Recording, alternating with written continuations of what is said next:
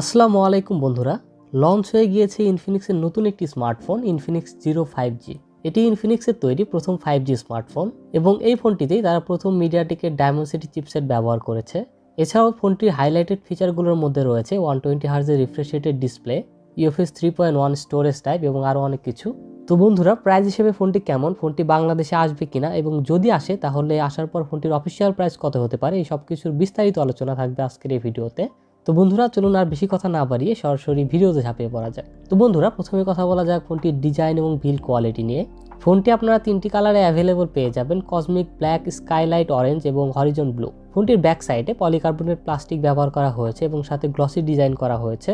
Back পার্টটা glossy হওয়ার কারণে ফোনটি অনেক ফিঙ্গারপ্রিন্ট ম্যাগনেট, খুব সহজেই আঙুলের ছাপ পড়ে যায় ফোনটিতে, যা অনেক সময় খুবই বিরক্তিকর লাগে। ফোনটির ক্যামেরা বাম্পের ডিজাইন কিছুটা অপ্পো ফাইন্ড এক্স 3 প্রো এর মতো, তবে কিছু পরিবর্তন এনেছে ইনফিনিক্স, যা দেখতে মোটামুটি ভালোই লাগছে। ইনহ্যান্ড ফিল নিয়ে বললে একদম অ্যাভারেজ টাইপের ইনহ্যান্ড ফিল বলা যায়।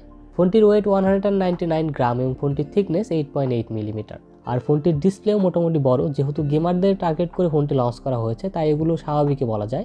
সো ফোনটিকে ছোট হাতে গ্রিপ করাটা অনেক টাফ হবে, তবে মাঝারি বা বড় হাতে সুন্দর মানিয়ে নিতে পারবে। পোর্টস অ্যান্ড বাটনস নিয়ে বললে ফোনটির ডান পাশে রয়েছে পাওয়ার বাটন এবং ভলিউম রাখার, বামে রয়েছে সিম কার্ড ট্রে, নিচের দিকে রয়েছে type C charging port, 3.5mm headphone jack, primary microphone এবং স্পিকার গ্রিল। আর ফোনটির ওপরের দিকে রয়েছে একটি সেকেন্ডারি নয়েজ ক্যান্সেলিং মাইক্রোফোন। বন্ধুরা, ফোনটিতে সাইড মাউন্টেড ফিঙ্গারপ্রিন্ট সেন্সর রয়েছে, অর্থাৎ পাওয়ার বাটনটাই ফিঙ্গারপ্রিন্ট সেন্সর হিসেবে কাজ করবে। আর যেহেতু এটা ফিজিক্যাল তাই অনেক ফাস্ট কাজ করবে, এটাই স্বাভাবিক। বন্ধুরা, ফোনটিতে যে সিম কার্ড ট্রে রয়েছে, আপনি সেখানে দুটি ন্যানো সিম কার্ড এবং একটি মাইক্রো এসডি কার্ড ব্যবহার করতে পারবেন, অর্থাৎ ফোনটিতে একটি dedicated micro SD card slot দেওয়া হয়েছে, which is nice. Infinix zero 5G ফোনটিতে ডিসপ্লে হিসেবে থাকছে 6.7 ইঞ্চির 120 হার্জের একটি IPS LCD ডিসপ্লে। ডিসপ্লেটি 1080p ফুল এইচডি প্লাস রেজুলেশনের। ফোনটির স্ক্রিন টু বডি রেশিও 88.1%, ডিসপ্লেটির পিপিআই ডেন্সিটি 388 ও ডিসপ্লেটির পিক ব্রাইটনেস 500 নিটস।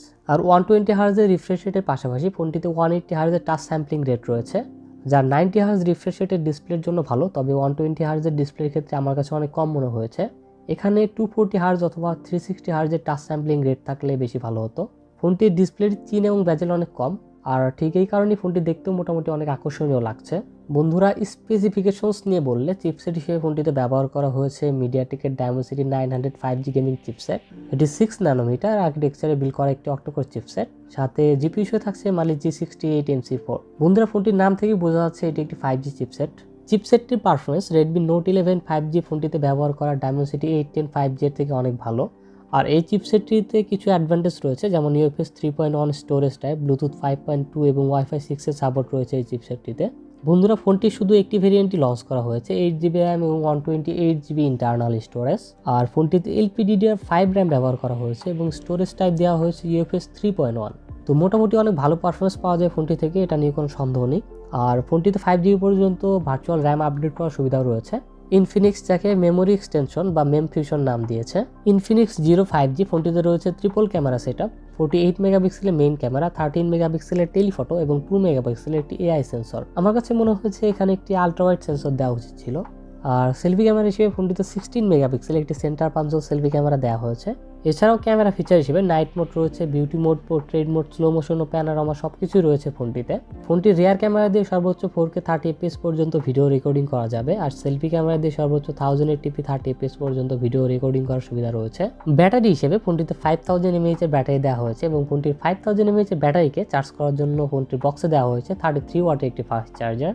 বন্ধুরা, ইনফিনিক্স জিরো 5G ফোনটি অ্যান্তুতু বেঞ্চমার্কে 4,80,000-এর বেশি স্কোর করেছে, যা রেডমি নোট 10 প্রো এবং স্যামসাং গ্যালাক্সি A52 এর চেয়ে অনেক বেশি। আর পাবজিতে গেমিংয়ের সময় একদম হাই সেটিংসে মোটামুটি অনেক ভালোভাবেই খেলতে পারবেন। পাবজির পাশাপাশি বাকি গেমগুলো যেমন কল অফ ডিউটি, এই গেমগুলোর ক্ষেত্রেও ভালো পারফরমেন্স পাওয়া যায় ফোনটি থেকে। আর 120 হার্জ রিফ্রেশ রেটের জন্য আলাদা একটা স্মুথনেস ফিল হবে গেমিংয়ের সময়। ফোনটিতে 5000 mAh এর ব্যাটারি রয়েছে, সো একটু বেশি সময় ধরে গেমিং করার সুবিধাও থাকছে। অপারেটিং সিস্টেম নিয়ে বললে আউট অফ দ্য বক্স ফোনটিতে অ্যান্ড্রয়েড 11 পাওয়া যাবে, আর সাথে থাকছে ইনফিনিক্সের লেটেস্ট XOS 10.0। ফোনটিতে প্রি ইনস্টল অনেক অ্যাপ রয়েছে, যার বেশিরভাগই কোনো কাজের না, তবে চাইলে অ্যাপগুলো ইনস্টল করা যায়। বন্ধুরা কানেক্টিভিটি নিয়ে বললে 4G এবং 5G দুটোই রয়েছে, এছাড়াও FM রেডিও, ব্লুটুথ 5.2 এবং ওয়াইফাই 6ও রয়েছে ফোনটিতে। সেন্সর নিয়ে বললে অ্যাক্সেলেরোমিটার, জাইরো, প্রক্সিমিটি ও কম্পাস সকল সেন্সরই পাওয়া যায় ফোনটিতে। আর সিকিউরিটির জন্য ফোনটিতে সাইড মাউন্টেড ফিঙ্গারপ্রিন্ট সেন্সরের পাশাপাশি ফেস আনলকও রয়েছে এবং সেন্সরগুলো যথেষ্ট ফাস্ট কাজ করে। বন্ধুরা মাল্টিমিডিয়ার ক্ষেত্রে ডিসপ্লে IPS LCD হলেও ফোনটির ভিউইং এক্সপিরিয়েন্স অনেক ভালো পাওয়া যাবে। বন্ধুরা ফোনটিতে স্টেরিও স্পিকার দেওয়া হয়নি, বটম ফায়ারিং মোনো স্পিকার রয়েছে, তবে ফোনটির স্পিকার যথেষ্ট লাউড এবং কোয়ালিটিও ভালো। তো এখন ওভারঅল ফোন নিয়ে বললে আমার কাছে মনে হয়েছে গেমিংয়ের জন্য প্রাইজের দিক থেকে ভালো একটি ফোন বলা যায়। তবে ফোনটিকে কম প্রাইজে লঞ্চ করার জন্য ইনফিনিক্স অনেক জায়গাতেই কস্ট কাটিং করার চেষ্টা করেছে। যদি আপনার এমন একটি ফোন দরকার হয় যেটাতে আপনি গেমিং করবেন, গেমিংয়ের পাশাপাশি বেশি মিডিয়া কনজিউমিং করবেন, তাহলে এই প্রাইজে ভালো ফোন বলা যায়। তবে ফোনটিতে যদি আলট্রাওয়াইড সেন্সর থাকতো তাহলে আর একটু ভালো হতো। তবে মেইন প্রবলেম হচ্ছে ইনফিনিক্স তাদের জিরো সিরিজের ফোনগুলো আমাদের দেশে অফিসিয়ালি লঞ্চ করে না। আমার মনে হয় এই ফোনটিও তারা লঞ্চ করবে না, তবে আশা নেই থাকা যেতেই পারে। যদি ফোনটি ভালো একটি প্রাইজে আমাদের দেশে অফিসিয়ালি লঞ্চ হয় তাহলে ভালো কিছু হবে বলে আশা করা যায়। তো বন্ধুরা ইনফিনিক্স Zero 5G ফোনটির 128GB ভেরিয়েন্টটি $269 লঞ্চ করেছে ইনফিনিক্স। আমাদের দেশে আসার পর ফোনটির অফিসিয়াল প্রাইস 20 থেকে 24,000 টাকার মধ্যে হওয়ার পসিবিলিটি রয়েছে। তো বন্ধুরা আজকে ইনফিনিক্স Zero 5G পর্যন্তই, দেখা হবে আবার নতুন কোনো ভিডিওতে। সবাই ভালো থাকবেন, সুস্থ থাকবেন। মহান আল্লাহ তাআলা আপনাদের সবাইকে সুস্থ সুন্দর একটি জীবন গড়ার তৌফিক দান করুন। আল্লাহ হাফেজ।